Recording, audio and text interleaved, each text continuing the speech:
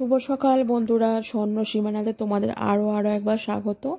হ্যাঁ, এটা দেখে বুঝতে পারছো এটা আমাদের এখানকার না, মানে শ্বশুরবাড়ির ঠাকুর না, এটা হচ্ছে আমার বাপের বাড়ি। হ্যাঁ, বাপের বাড়ি এসেছি। এ দেখো, আজকে আমাদের হচ্ছে ভাদ্র মাসে পার্বণ।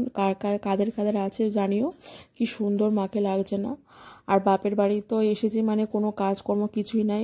বেলার সময় ঘুম থেকে উঠে এই এখন মানে নিজের বিছানাটুকুই জাস্ট খালি গোছাচ্ছি। আর বাবুর জন্য বালিশগুলো দেখো এরকম করে মানে ঘিরে দেওয়া আছে, যাতে দুষ্টুমি করলে মাথায় না লাগে। এখানেও সেই অবস্থা, বালিশগুলো নিয়ে এখানেও অনেক অনেক বালিশ আছে ওর জন্যই।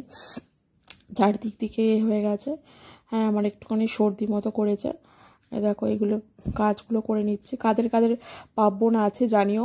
এই এটা কি পার্বণ বলে? খিচুড়ি হয়েছে, পায়েস হয়েছে, অনেক রকম ভাজাভুজি হয়েছে, পায়েসে আবার পিঠে দিয়েছে। খুব সুন্দর, মানে এই পার্বণটা খুব ভালো লাগে। কাদের আছে জানিও কমেন্ট সেকশানে। এই দেখো যাচ্ছি, এই দেখো অবস্থা দেখো।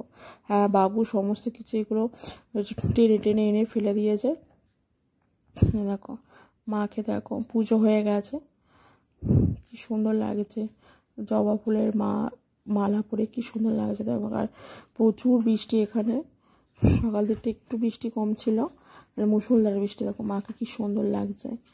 এটা আমাদের এখানকার মা তুলসী, মা মনসা মা। আর ওটা হচ্ছে শিব ঠাকুর। আমার ঠাকুমা এটা পেয়েছিল, ঠাকুমা। ওই দেখো বাবু কি করছে দেখো, ওখানে এদিক সেদিক এদিক সেদিক করছে। খাবিয়ে খাবিয়ে ডাকছি। আর সব দুপুরে মেনু তো বলেই দিলাম, খিচুড়ি, বেগুন ভাজা হয়েছিল, পটল ভাজা, আলু ভাজা, খুব সুন্দর খেতে হয়েছিল। আর পায়েসটা তো মানে অতুলনীয় স্বাদ, মানে বাপি পায়েসটা দিচ্ছে দেখো, খুব সুন্দর হয়েছে পায়েসটা।